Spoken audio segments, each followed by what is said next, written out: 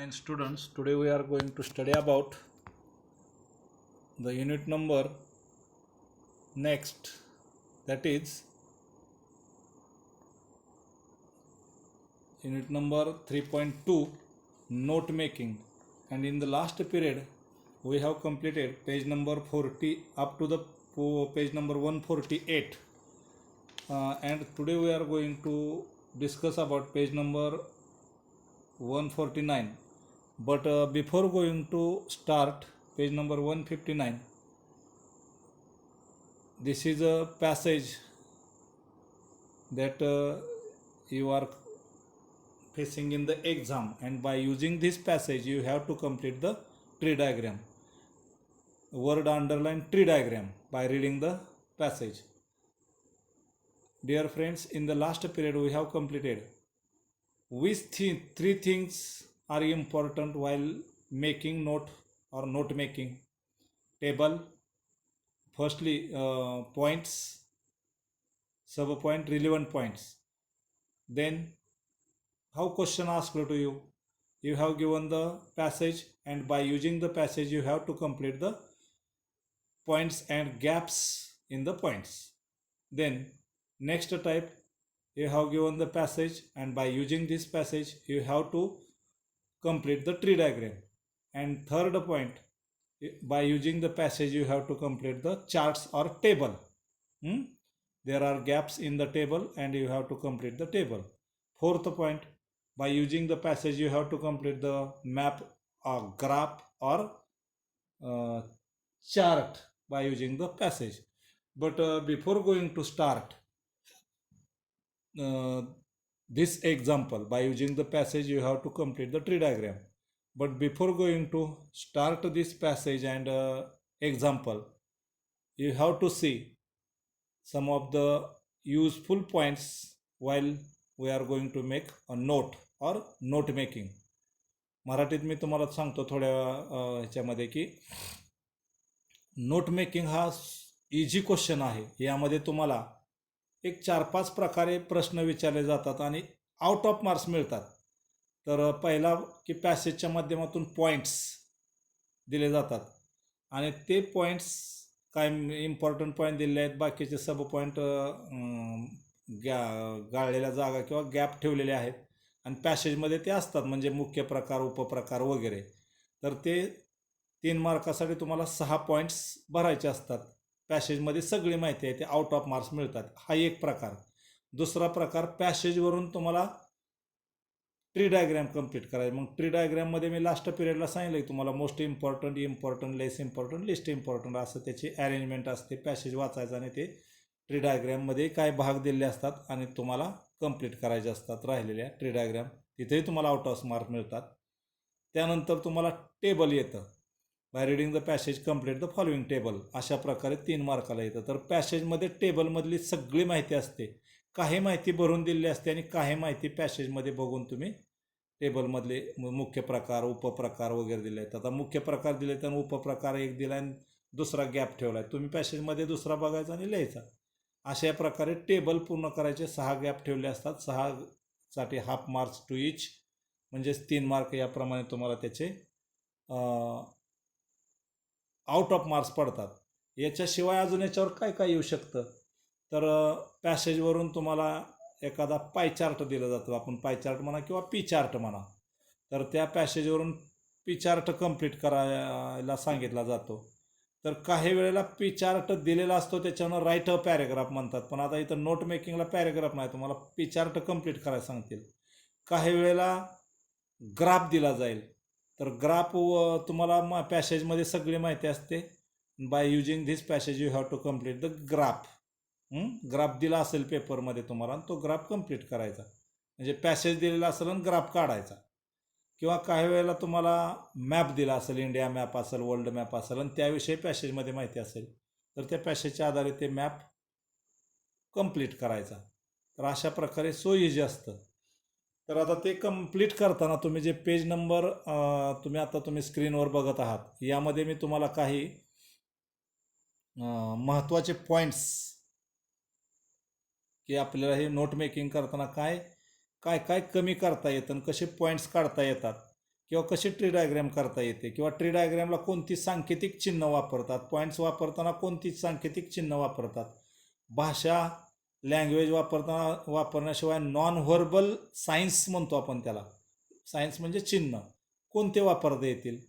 म्हणजे ट्री डायग्रॅमला आता मी passage example घेण्यापूर्वी तुम्हाला हे ॲब्रिव्हेशन ही जे पॉईंट्स आहेत म्हणजे some useful tools for note making and note taking and note making, तुम्ही जे आता बघत आहात स्क्रीनवरती रेडमध्ये, तर some useful tools for note taking and note making. Note taking करताना किंवा नोट मेकिंग करताना, आता नोट टेकिंग म्हणजे काय, नोट मेकिंग म्हणजे काय, लास्ट पिरियडला झालेलं आहे. तर आत्ताच्या पिरियडला आपण नोट मेकिंग ॲक्च्युअल, आता नोट मेकिंग किंवा नोट टेकिंग पुढचं एक्झाम्पल पॅसेज आपलं पेज नंबर 149वरचा पॅसेज वाचून ट्री डायग्रॅम करणार आहात. पण ते ट्री डायग्रॅम करण्यापूर्वी काय पॉईंट्स तुमच्या लक्षात येण्यासाठी, काय नॉन व्हर्बल सायन्स आहेत ते लक्षात येण्यासाठी मी तुम्हाला आत्ताच्या स्क्रीनवरची माहिती देतो आहेत की जे तुम्हाला टेबल असू द्यात कंप्लीट करायचं, पॉईंट्स कंप्लीट करायचं असू द्यात किंवा टेबल कंप्लीट करायचं असू द्यात किंवा ट्री डायग्रॅम कंप्लीट करायचं असू द्यात किंवा ग्राफ कंप्लीट करायचा असू द्या किंवा मॅप कंप्लीट करायचा असू द्या बाय युजिंग द पॅसेज. तर त्यासाठी काही पॉईंट्स महत्त्वाचे आहेत की तुम्ही लक्षात ठेवण्यासाठी, बाबा ह्या पॉईंटच्या माध्यमातून आपल्याला नोट टेकिंग किंवा नोट मेकिंग करताना हे पॉईंट्स टेक इन कन्सिडरेशन, म्हणजे ते विचारात पॉईंट घेतले पाहिजेत. तर आता पहिला पॉईंट आहे मॅथमॅटिकल अँड अदर सिम्बॉल्स. काही सांख्यिकी चिन्ह आहेत, गणिती किंवा सांकेतिक चिन्ह आहेत, हे तुम्ही नोट मेकिंग किंवा नोट टेकिंग करताना वापरायचे असतात. म्हणजे व्हर्बल शाब्दिक लिखाण करण्यापूर्वीपेक्षा काय सांकेतिक चिन्ह वापरायचे असतात. उदाहरणार्थ आपण आता पहिलं इथं बघतोय ए, तर प्लस अधिक चिन्ह दिलंय, तर त्याचा अर्थ काय, बरोबर प्लस. तर PLUS प्लस म्हणण्यापेक्षा प्लस साईन वापरायचं असतं. त्यानंतर इक्वलचं चिन्ह दिलंय, बरोबरचं चिन्ह, म्हणजे इज इक्वल टू म्हणण्यापेक्षा ते इक्वल चिन्ह दिलं तर चालतं, नाही द्यायचंच असतं. त्याचनंतर पुढं चिन्ह दिलं आहे इज नॉट इक्वल टू, म्हणजे बरोबर चिन्हावरती अशी आडवी क्रॉस लाईन मारली की इज नॉट इक्वल टू. तर ही इतकं इज नॉट इक्वल टू वगैरे म्हणण्यापूर्वी पेक्षा असे साईनचा वापर करायचा. त्यानंतर पुढं इज मोर दॅन, म्हणजे जेव्हा असं चिन्ह दिलं जातं आपण आता बघताय तिथं, तर त्याचा इज मोर दॅन म्हणायचं आपल्याला आहे, तर त्याच्याऐवजी हे चिन्ह वापरायचं इज मोर दॅन. किंवा इज लेस दॅन, त्याच्या उलट चिन्ह असं आडवा व्ही असं चिन्ह वापरायचं, म्हणजे इज लेस दॅन हे जागा स्पेस वाचते आणि त्या चिन्हात बघते.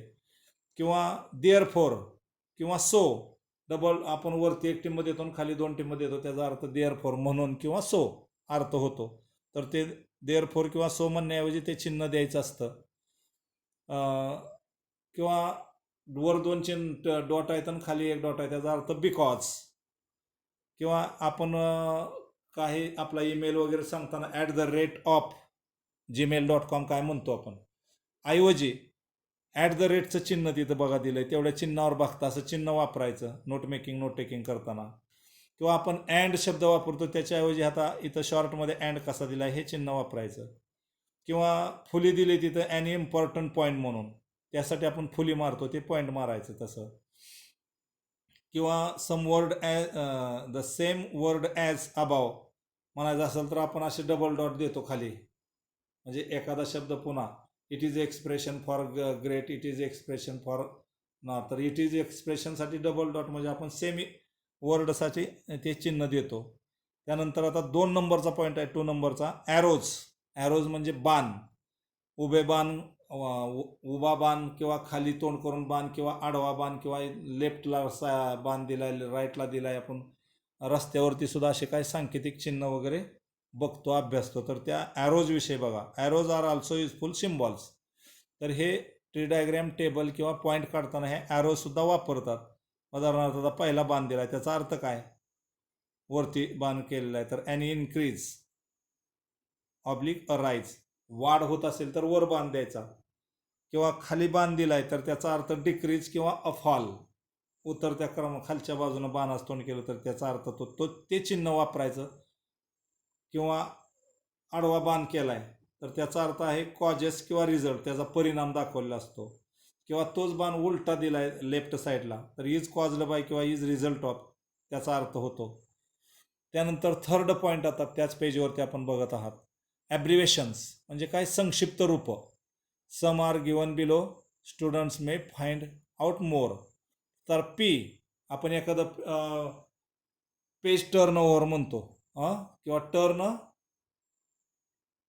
Over the page. एक पान संपलं की दुसरं पान म्हणताना आपण लिखाणाला किंवा काय काय म्हणतो, टर्न ओव्हर द पेज करतो त्यावेळेला टी म्हणलं तरी टर्न पेज असा अर्थ होतो, तर ते वापरायचं. किंवा पेजचा अर्थ होतो पी. किंवा चॅप्टर म्हणण्याऐवजी CP असं वापरायचं. किंवा अँड सो ऑन किंवा इत्यादी आपण म्हणतो त्यावेळेला ETC हे चिन्ह वापरायचं, शब्द वापरायचे. ॲब्रिवेशन्स संक्षिप्त रूप. किंवा ESP तर ॲब्रिवेशन एस्पेशलीसाठी ESP वापरायचं. तर गव्हर्नमेंटसाठी आपण GOVT वापरतो. ॲब्रिवेशन म्हणजे नोट टेकिंग नोट मेकिंग करताना हे ॲब्रिवेशन्स असे वापरायचे.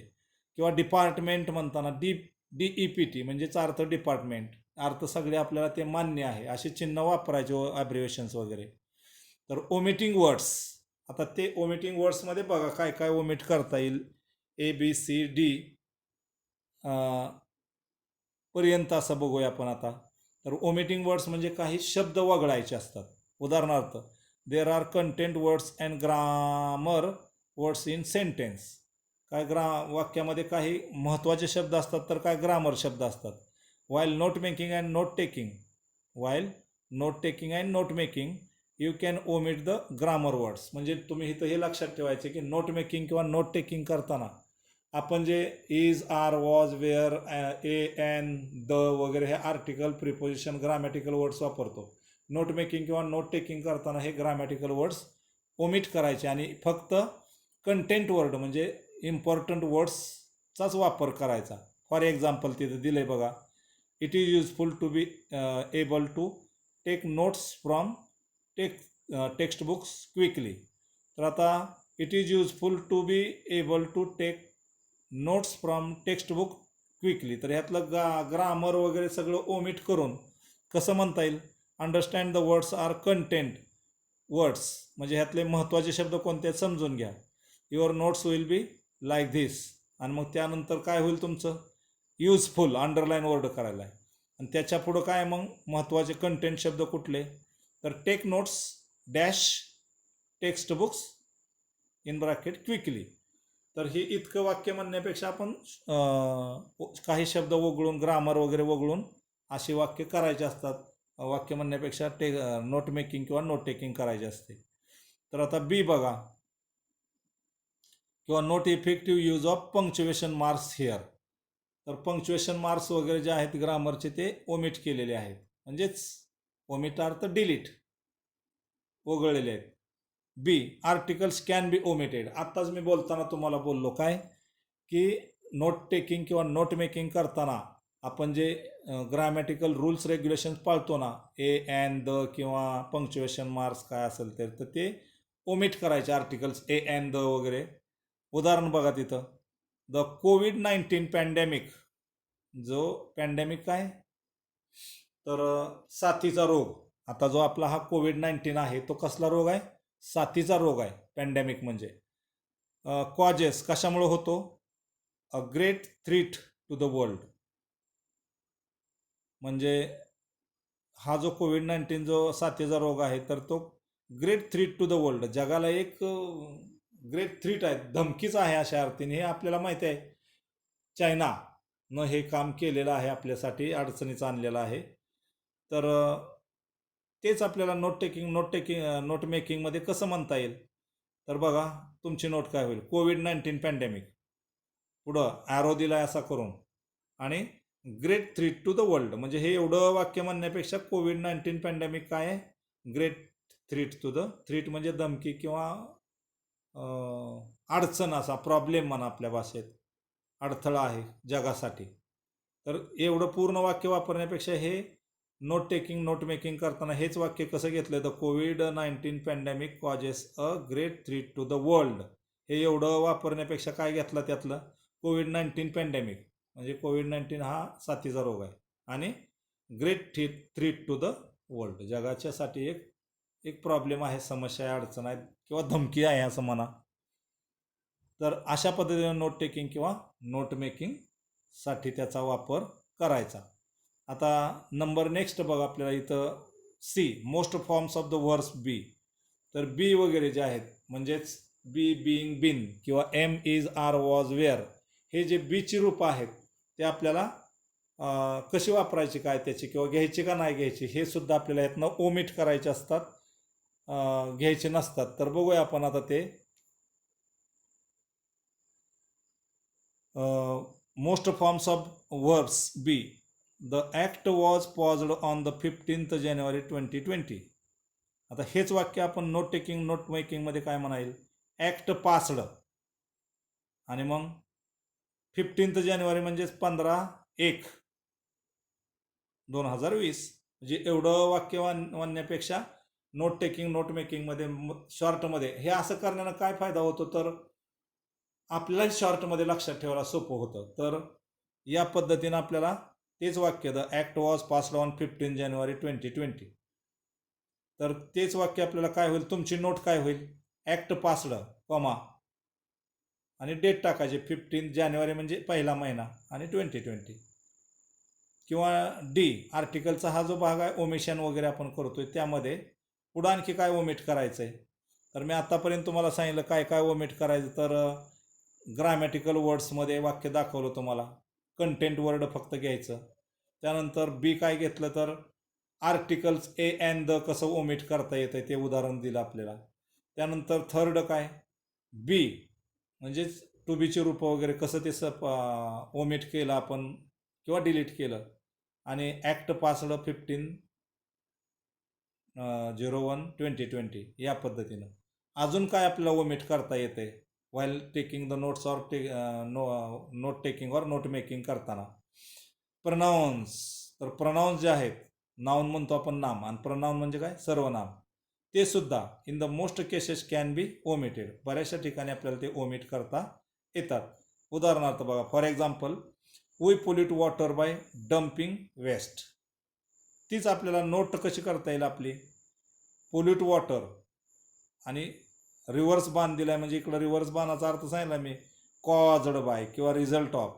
तर प्रदूषित पाण्याचा किंवा काय परिणाम होतो, कशामुळं होतो, तर डम्पिंग वेस्ट, घाण कचरा पाण्यात, वेस्ट कचरा जो आहे तो कुठेही वेस्ट केला तर पाणी प्रदूषित होतं. तेच वाक्य आहे ते कॉजेस वगैरे, ह्याच्याऐवजी आपल्याला बाण इकडं दिला, उलटा बाण. हे बाण म्हणजे सांकेतिक चिन्ह वगैरे वापरून तुम्हाला ते सुद्धा प्रनाउन्स वगैरे असे त्यातले ओमिट करून वेगवेगळे सांकेतिक चिन्ह वापरून आपल्याला ते नोट मेकिंग किंवा नोट टेकिंग करता येतं. उदाहरणार्थ दुसरं बघा अजून, we are producing too much carbon dioxide. आपण अनेक प्रकारे कार्बन डायऑक्साईड प्रोड्यूस करतो, भरपूर प्रमाणात, विपुल प्रमाणात, which is causing the temperature to rise, की ज्याच्यामुळं आपल्याला टेम्परेचर राईज म्हणजे वाढ होते. आता ह्यातले काय सांकेतिक चिन्ह वापरून वगैरे आपल्याला प्रनाऊन्स नाव वगैरे ओमिट करून डिलीट करून तेच कसं करता येईल, तिथं नोट दाखवलं आहे तुम्हाला, producing too much carbon dioxide, आणि बाण दिलाय पुढच्या दिशेनं म्हणजेच कॉजेस, त्याचा अर्थ, बाणाचा अर्थ काय, कॉजेस. तर हे सांकेतिक चिन्ह तुम्ही घरी बघा, वाचा जरा.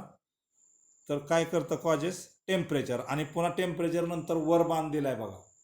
तर वर बाण दिलाय याचा अर्थ असा की वरती बाण दिलाय म्हणजे ॲन इन्क्रीज ऑर राईज, म्हणजे त्या दोन बाणाने आपल्याला बरेचसे शब्द ओमिट करता आले, प्रनाऊन वगैरे.